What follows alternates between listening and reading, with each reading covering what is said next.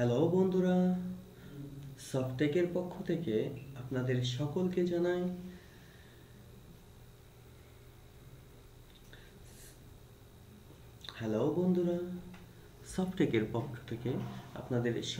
জানাই স্বাগত। আজকে আমরা দেখব কিভাবে একটা ডাটাবেসকে স্ক্রিপ্টে রূপান্তর করা যায়, কোয়ারি স্ক্রিপ্ট উইথ ডাটাবেস এবং ডাটা সহ।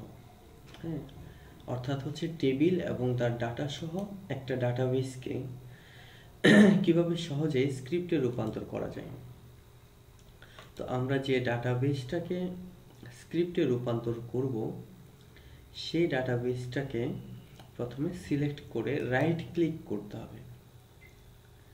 রাইট ক্লিক করে টাস্ক অপশনে যেতে হবে। টাস্ক অপশনে যাওয়ার পর এখান থেকে জেনারেট স্ক্রিপ্ট এই অপশনটাতে ক্লিক করতে হবে। তো এখানে ক্লিক করলে আমাদের সামনে এরকম একটা উইন্ডো ওপেন হবে। তো আমরা নেক্সট ক্লিক করব। পরবর্তীতে script inter database and all database object এই অপশনটা সিলেক্ট রেখে নেক্সট ক্লিক করব। পরবর্তীতে আমাদের এখানে যে অ্যাডভান্স বাটনটা আছে এটাতে ক্লিক করব। এখানে ক্লিক করে আমরা নিচে দেখতে পারবো types of data to script. এইটার মধ্যে লেখা আছে schema only, data only, schema and data. Schema and data আমরা এই ড্রপ ডাউন থেকে স্কেমা অ্যান্ড ডাটা এটা সিলেক্ট করে ওকে করব।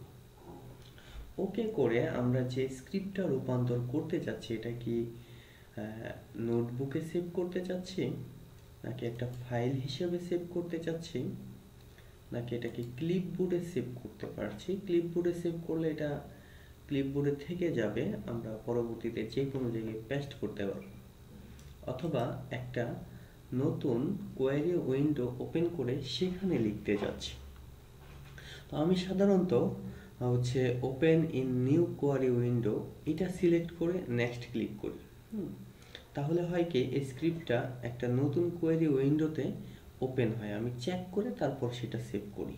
তো আমি এই প্রসেসটাই দেখাচ্ছি এবং এটাই সবচেয়ে উপযোগী একটা সলিউশন। ওকে, তো নেক্সট ক্লিক করার পর এরকম একটা যাই আসুক, এরপর আমরা নেক্সট ক্লিক করে দেব। এখানে আমাদেরকে বলতেছে যে হচ্ছে আমি কোন সার্ভার থেকে নিচ্ছি, আর ডাটাবেস কোন ডাটাবেসটা নিচ্ছি, আর কি কি অবজেক্ট আমি নিচ্ছি, inter database and all database objects. হ্যাঁ, আর কি করতেছি আমরা save two new query window, এটা আমার টার্গেট, আর জেনারেল টেবিল ভিউজগুলো আমরা নিয়ে নিচ্ছি।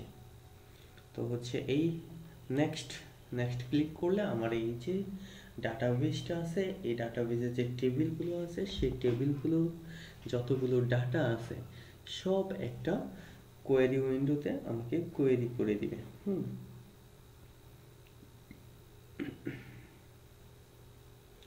ওকে, তো এই হচ্ছে মূলত হচ্ছে এখানে স্টোর প্রসিডিউর সহ। এখন ফিনিশে ক্লিক করতে হবে।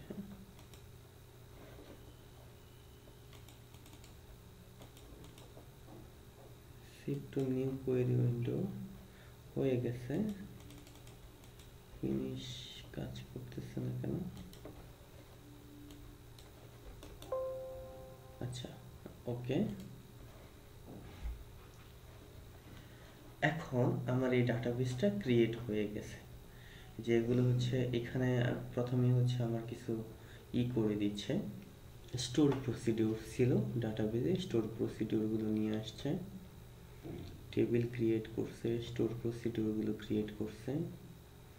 এটা ছোট্ট একটা ডাটাবেস ছিল আর কি, আমি সেই ডাটাবেসে দেখাইছি। এখানে এই যে নিচের দিকে হচ্ছে ইনসার্ট স্টেটমেন্টগুলো আছে।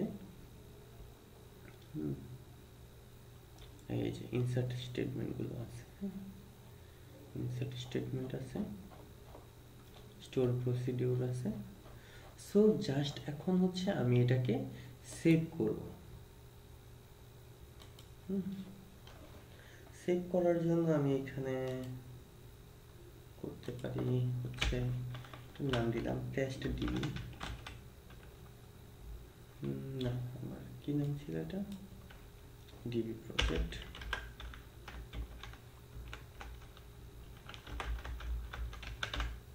ওকে হিসেবে আমি সেভ করে নিলাম। ওকে, এটা আমার সেভ করা আছে। এখন এই ডাটাবেসটাকে আমি স্ক্রিপ্টে রূপান্তর করলাম। তো দেখতে পারলেন এইভাবে খুব সহজেই আপনি যে কোনো ডাটাবেসকে এমএস এসকিউএল সার্ভার ডাটাবেসকে এভাবে আপনি স্ক্রিপ্টে রূপান্তর করতে পারবেন। আশা করি ভিডিওটি আপনার উপকারে আসবে। ধন্যবাদ।